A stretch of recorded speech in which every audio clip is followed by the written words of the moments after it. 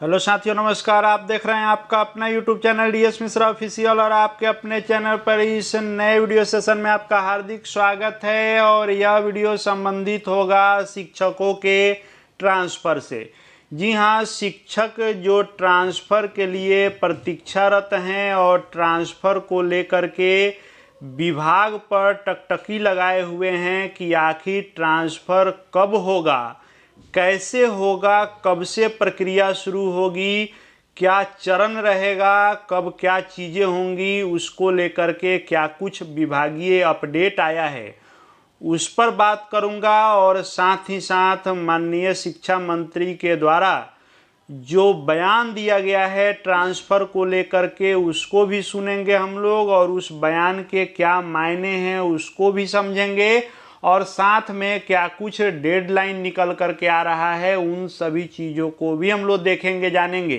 तो ट्रांसफ़र से संबंधित यह वीडियो खास होगा, अंत तक मेरे साथ बने रहेंगे। और यदि चैनल से अब तक नहीं जुड़े होंगे तो चैनल को सब्सक्राइब करके बेल आइकन को प्रेस कर लेंगे ताकि आगे भी हर अपडेट आप तक पहुंचते रहें। तो आप सभी जान रहे हैं कि 7 जुलाई को माननीय शिक्षा मंत्री की अध्यक्षता में समीक्षात्मक बैठक की गई शिक्षा विभाग की, और इस समीक्षा बैठक में सभी बिंदुओं पर बातचीत शिक्षा विभाग के हर कार्यों पर की गई और समीक्षा की गई, जिसमें शिक्षकों के ट्रांसफ़र पर भी चर्चा हुई और उसको लेकर के विभागीय निर्देश भी दिए गए। और उसी विभागीय निर्देश से आपको अवगत कराए हैं माननीय शिक्षा मंत्री। तो आइए पहले माननीय शिक्षा मंत्री के उस बयान को सुन लेते हैं जो टीचर ट्रांसफ़र पर उन्होंने स्टेटमेंट दिया है, और उसके बाद उस पर हम लोग बात करेंगे कि इस बयान के क्या मायने हैं और क्या कुछ अपडेट निकल करके विभाग से आ रहे हैं उसको भी हम लोग देखेंगे। तो पहले इस वीडियो क्लिप को देखिए। पूरी तरह टीचर ट्रांसफर नीति लागू है। विभाग में उसको लेकर के सारी प्रक्रियाएं अब अंतिम दौर में है और अगले कुछ दिनों में ही शेड्यूल जारी हो जाएगा। और टीचर ट्रांसफर में चूंकि रेशनलाइजेशन हमारे लिए सबसे बड़ा मुद्दा है, जब तक हम छात्र और शिक्षक का अनुपात ठीक नहीं कर लेते तब तक टीचर ट्रांसफर करना बेमानी होगी। और इसीलिए इसको लेकर के हम लोगों ने तय किया है, विभाग में शेड्यूल जारी कर देंगे और बहुत जल्दी जारी करेंगे। हमने अपने दोनों प्राइमरी शिक्षा निदेशक और माध्यमिक शिक्षा निदेशक दोनों लोगों से कल ही हमने समीक्षा बैठक के दौरान हमारी ओर से ये कहा गया है कि चूंकि शिक्षकों में ऊहापोह की स्थिति न पैदा हो, इसी नाते कब कौन से कार्रवाई होगी और ये स्थानांतरण अगले कुछ महीनों में पूरी तरह से अपारदर्शी ढंग से और ई शिक्षा कोष के माध्यम से ही हो जाए, इसके लिए हमने कहा है। और एक शेड्यूल जारी होगा, उसके आधार पर शिक्षक अपना आवेदन करेंगे और ट्रांसफर पाएंगे। तो साथियों, यह जो वीडियो क्लिप आप देख रहे हैं यह माननीय शिक्षा मंत्री के द्वारा प्रेस में, मीडिया में यह बयान दिया गया शिक्षकों के ट्रांसफ़र को लेकर के।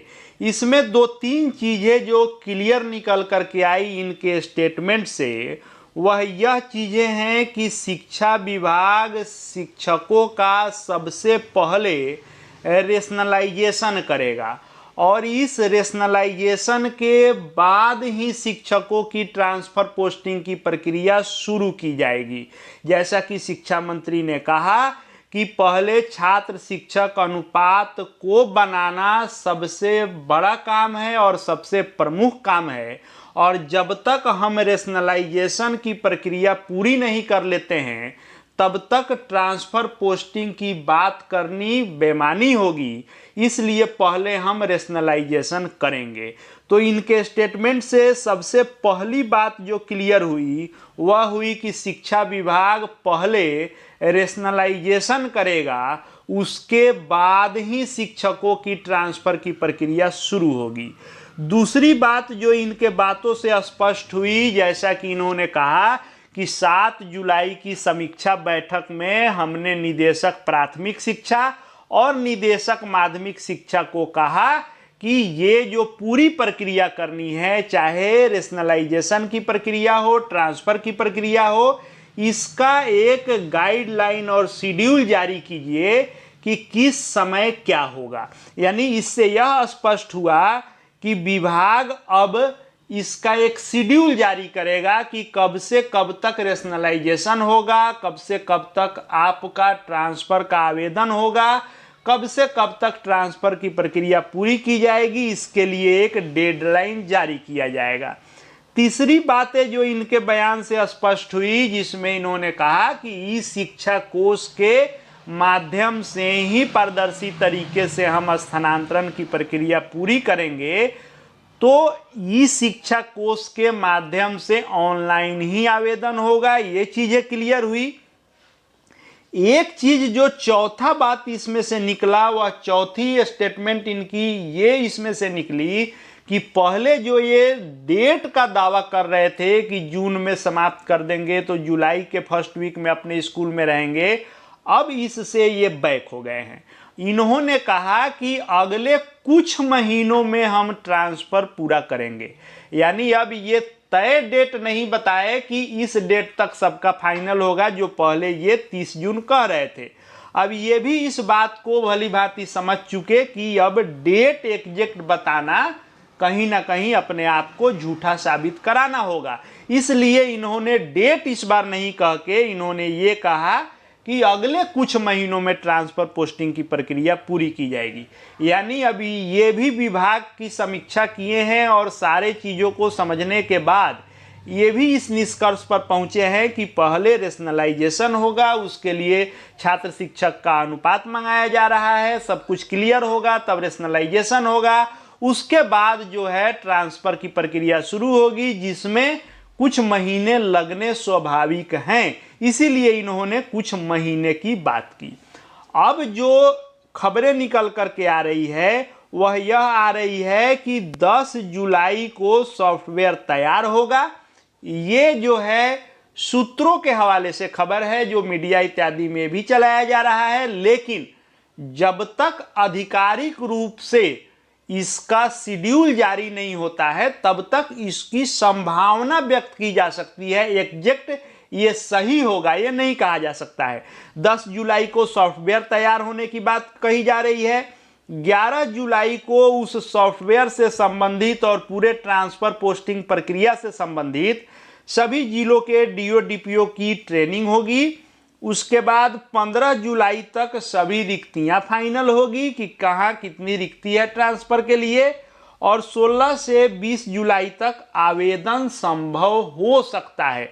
यानी ये सभी खबरें संभावित हैं, एग्जैक्ट नहीं है।